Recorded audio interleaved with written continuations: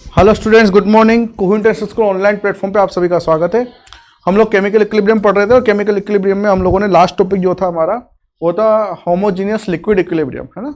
समांगी द्रव साम्यावस्था हम लोगों ने पढ़ ली, ठीक है। आज जो है हम लोग नया टॉपिक स्टार्ट करेंगे वो हमारा हो गया है ख़त्म। उसका एक न्यूमेरिकल भी कराया था मैंने, एस्टर वाला, आपको अगर याद हो तो आज हम लोग स्टार्ट करेंगे relationship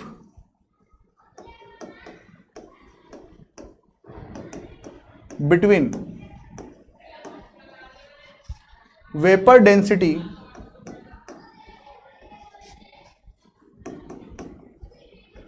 and degree of dissociation। हम लोग संबंध निकालेंगे वाष्प दाब और वियोजन की मात्रा। तो वाष्प दाब एवं वियोजन की मात्रा में संबंध, वियोजन की मात्रा में संबंध, ये हम लोग देखेंगे, ठीक है। तो सबसे पहले जानना जरूरी है कि आपके पास में वाष्प दाब होता क्या है ना।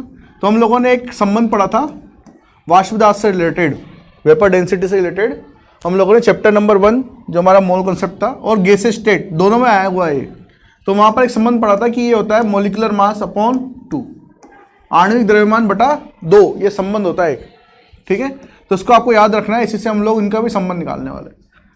तो अगर मान लो आपको दो अलग अलग वाष्प घनत्व दे रखे हो, दो अलग अलग आपको आणविक द्रव्यमान या फिर मोलिकुलर वेट दिया हुआ हो, तो आप इस तरीके से भी संबंध निकाल सकते हो। Vapour density 1 upon vapour density 2 बराबर molecular mass 1 upon molecular mass. ये तब है जब दो अलग अलग आपको वेपर डेंसिटी दी हुई हो, वाष्प दाब दिए हुए हो, और दो अलग अलग मोलिकुलर मास या आणविक द्रव्यमान आपको दिए हुए हो और संबंध निकालना हो, ठीक है। इसकी बात हम लोग नहीं करेंगे, हम तो इसकी बात करेंगे और इसको यूज में लेंगे, ठीक है। देखो कैसे यूज में लेंगे। मान लीजिए आपको कोई रिएक्शन दी हुई है और इसमें जो रिएक्शन काम में आएगी वो ध्यान रखना, ये वाली रिएक्शन काम में आने वाली है, ए से एन बी।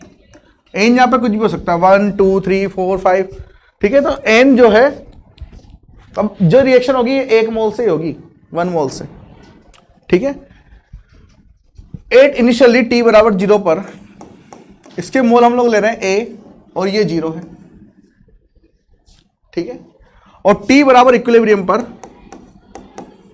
इसके जो मोल है इसमें से a माइनस एक्स, ए में से कितना टूट जाएगा, एक्स डिसोशिएट हो जाएगा और ये बन जाएगा आपके पास में एन ए एक्स। क्यों? क्योंकि एन लगा हुआ है। अगर एक होता है एन की वैल्यू तो हम लोग क्या लिखते हैं, एक्स, सबको बता रखा है ना।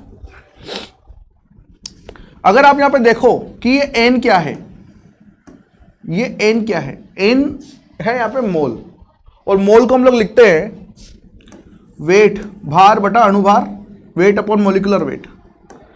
और यहां पर जो अणुभार ये मोलिकुलर वेट दिया हुआ है, ये दिया हुआ है थ्योरेटिकल।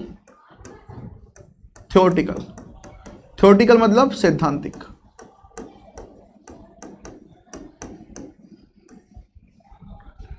ठीक है।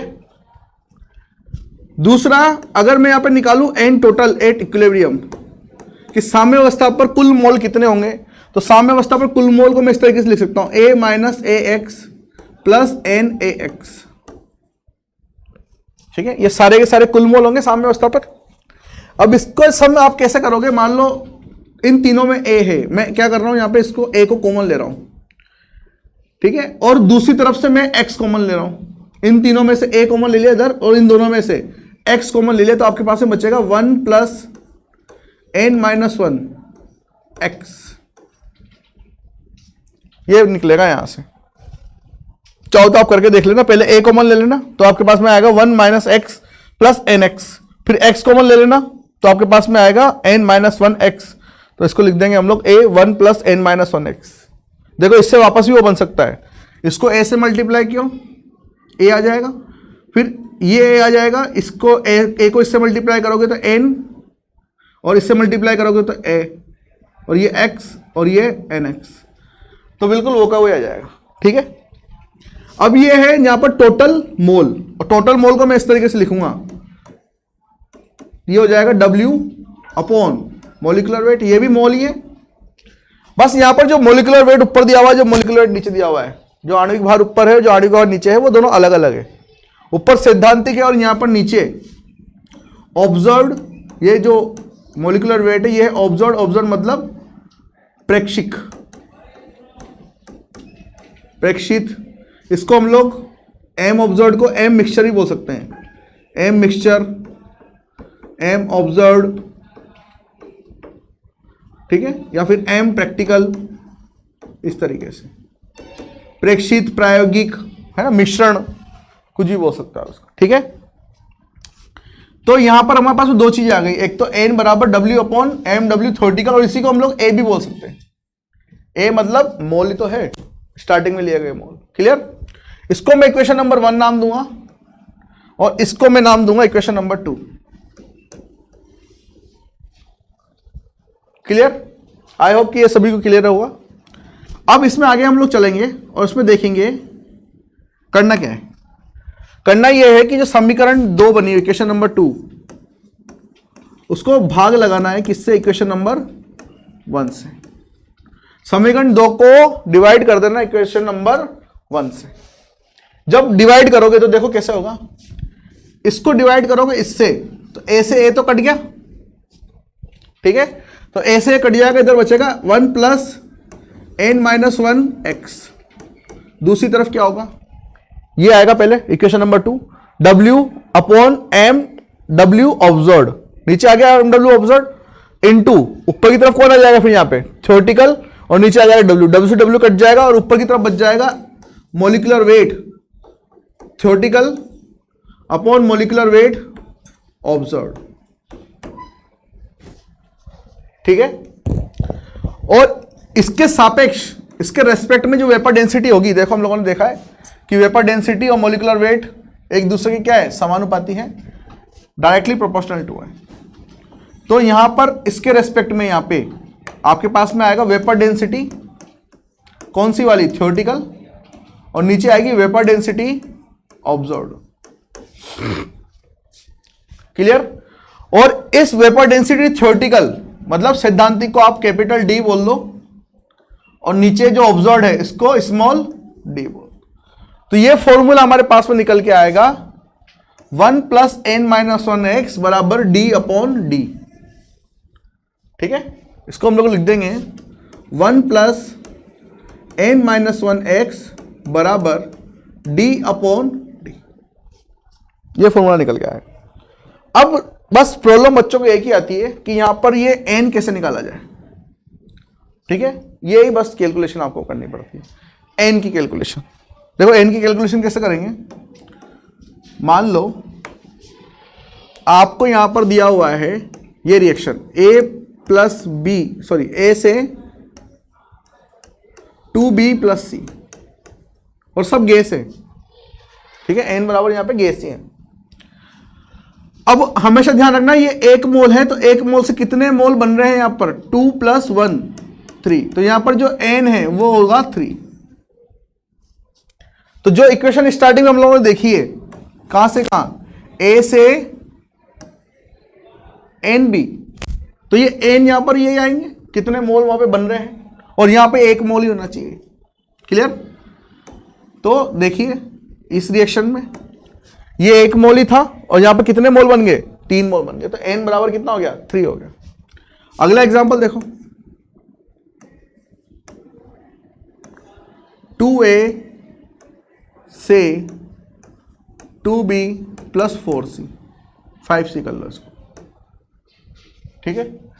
अब देखो ये 2a है, तो यहां पे कितने मोल बन रहे हैं टोटल मिलाकर? 7 मोल, ठीक है। और जब एक a होगा तो कितने मोल बनेंगे? 7/2, तो n की वैल्यू यहां पर आएगी 7/2। n पहचानना आना चाहिए आपको। जैसे रिएक्शन है NH3, 2NH3 से ये हो जाएगा N2 प्लस 3H2, सब गैस है। ये 2 मोल है, तो प्रोडक्ट कितना मोल बन रहा है आपके पास? 4 मोल। देखो 2 मोल से कितना मोल बन रहा है? 4 मोल। 1 मोल तो N2 और 3 मोल H2, तो 1 मोल से कितना बनेगा? 4/2, मतलब कि 2 मोल, और ये 2 मोल आपके पास में क्या आ जाएगी? N की वैल्यू आ जाएगी। क्लियर? N यहां पे आपको पता होना चाहिए, क्लियर है? जैसे एक और रिएक्शन ले लो, PCl5 ये टूटा PCl3 प्लस Cl2, बताओ कितना आएगा n की वैल्यू? 1 से लेकर 2 मोल बन रहे हैं, 2 मोल कितने हो जाएंगे? ये 2 मोल जो यहां पे बन रहे हैं ये आपके पास में किसकी वैल्यू आ जाएगी? n की। क्लियर? जैसे एक और रिएक्शन देखो,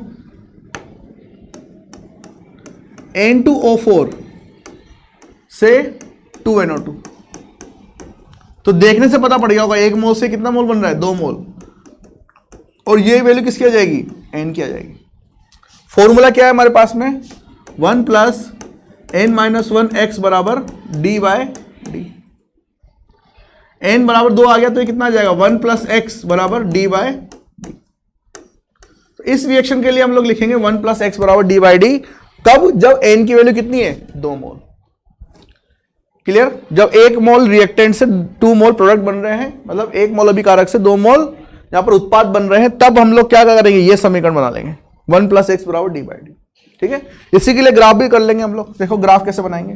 तो रिएक्शन है मेरे पास में 1 प्लस एक्स बराबर डी बाई डी, और इसके लिए मैं क्या कर रहा हूं? यहां पर ग्राफ बना रहा हूं इस समीकरण के लिए। देखो ग्राफ कैसे बनेंगे, ये ग्राफ, इसमें आपको बनाना है ग्राफ डी बाई डी और 1 प्लस एक्स के लिए। तो ग्राफ बनाने का सबसे बेहतर तरीका है कि y is equal to M X plus C में जमाने की कोशिश करो, स्ट्रेट लाइन, ये हो जाएगा y, और ये पूरा का पूरा क्या है मेरे पास में? x। ठीक है, और समीकरण होती है mx प्लस सी, तो यहां पर c भी 0 है और m बराबर क्या है? 1, क्योंकि इस पूरे कोफिशिएंट x के आगे कितना लगा हुआ है? 1। तो यहां पे प्रवणता जो है वो है 1 और c बराबर है 0, और जब c बराबर 0 हो, ध्यान रखना, जब c बराबर 0 हो तो स्ट्रेट लाइन, सरल रेखा हमेशा 0 0 से निकलती है, इस बिंदु से निकलती है, अक्षय बिंदु। ठीक है, सेंटर पॉइंट से निकलती है, केंद्र बिंदु से। ये हो जाएगा 0 0। तो ये स्ट्रेट लाइन आएगी आपके पास में। अब जब आप इसका थीटा निकालोगे यहां से, इसको हम लोग बोलेंगे tan थीटा 45 डिग्री, और tan 45 बराबर कितना होता है? 1। तो प्रवणता कितनी आ गई? 1। तो ध्यान रखना, प्रवणता टेंजेंट, इसको m को बोलते हैं हम लोग टेंजेंट प्रवणता, ये आपके पास में आ गई 1। सेकंड ग्राफ देखो, ये डी बाई डी है अभी भी, लेकिन अब ग्राफ किससे बना रहा हूं मैं? x के लिए। यहां पे बनाया था 1 प्लस एक्स के लिए, यहां पे किसके लिए बना रहा हूं? x के लिए। कैसे बनेगा? देखो इक्वेशन ये है मेरे पास में, डी बाई डी बराबर x प्लस 1, ऐसे लिख सकता हूं इसको। ये हो गया y, ये हो गया x और प्लस c। अब यहां पर m बराबर कितना आ गया? 1, क्योंकि यहां पे आगे क्या लगा हुआ है? 1। तो ये हो जाएगा आपके पास में m बराबर 1, c बराबर 1। जब c बराबर 1 हो जाए, इसका मतलब कोई कांस्टेंट वहां से कट रहा है। c मतलब क्या है? कांस्टेंट, नियतांक। c वहां से कट रहा है। अब c पॉजिटिव है, c पॉजिटिव है तो कहां से कटेगा? यहां से कटेगा। और m पॉजिटिव है, नेगेटिव नहीं है। m प्रवणता अभी भी क्या है यहां पर? टेंजेंट, पॉजिटिव है। तब पॉजिटिव अगर प्रवणता होती है तो ऊपर की तरफ ऐसे ग्राफ जाता है, और c यहां से कट गया। ठीक है, तो यहां से ये आ गया c बराबर 1। अब आपका जो ग्राफ बनेगा वो इस तरीके से बनेगा। ठीक है, और यहां पे क्या आ जाएगा? ये थीटा आ जाएगा। स्ट्रेट लाइन यहां से कटी है, यहां से नहीं कटी, 0 0 से। 0 0 से कब कटी स्ट्रेट लाइन? जब c बराबर 0 था। अब कुछ ना कुछ वहां पे वैल्यू कटी है तो ऊपर से कट गई। क्लियर? यहां पे फिर से आप अगर निकालो तो tan थीटा 45 बराबर यहां पे आ जाएगा 1। क्लियर? ये दो ग्राफ। एक और ग्राफ देख लो, मान लो मैं अक्ष चेंज कर देता हूं उसके, अब इसको मैं डाल देता हूं डी बाई डी को y पर, और सॉरी x पर, इसको x वाले को डाल देता हूं y पर। देखो किस तरीके से ये हो जाएगा D by D, sorry x, और ये हो जाएगा डी बाई डी। अब देखो ग्राफ कैसा बनेगा। इक्वेशन मेरे पास वही है, डी बाई डी बराबर 1 प्लस एक्स। x को y ले लिया हम लोगों ने, है ना, तो x को उधर ही रहने दो, ये y बराबर, तो x बराबर यहां पे हो सकता है x बराबर हो सकता है d बाई डी माइनस 1। ठीक है, समीकरण ये बन सकती है, ये x यहाँ रहने दिया, इस 1 को इधर लेके आ गए, तो किसमें हो गया d बाई डी माइनस 1। ये x जो वैल्यू है ये किस पे रखी हुई है, y पर रखी हुई है। ये d बाई डी कहां पे रखा हुआ है, x एक्सिस पे रखा हुआ है, तो ये हो जाएगा x माइनस सी, अब की बार प्लस सी नहीं, अब की बार क्या है माइनस सी, और ये m बराबर कितना है यहाँ पे अभी भी 1 है। ठीक है, ग्राफ को बस मैंने थोड़ा चेंज किया है क्योंकि x चेंज कर दिया इन्होंने, एक्सिस चेंज कर दिया, अक्ष चेंज कर दिए, तो मैंने भी यहाँ पे क्या कर दिया, y इसको ले लिया, x इसको ले लिया, और ये माइनस में चला गया अगर, तो c हो गया। तो जब c बराबर माइनस में हो, नेगेटिव, c बराबर किस में हो, नेगेटिव, और नेगेटिव कितना आ रहा है 1, -1 आ रहा है, और m बराबर अभी भी क्या है पॉजिटिव, तो ग्राफ कहां से बनेगा, तो ग्राफ कटेगा यहां से। देखो पहले वाले में इसमें क्या डिफरेंस है, पहले वाले में जो c था वो पॉजिटिव था, ऊपर से कटा हुआ, क्योंकि m वहां पे पॉजिटिव था, m यहां पे पॉजिटिव, कोई दिक्कत नहीं है, लेकिन c ऊपर से कटा था क्योंकि वो पॉजिटिव था, यहां पर c नेगेटिव है इसलिए नीचे से कटेगा x।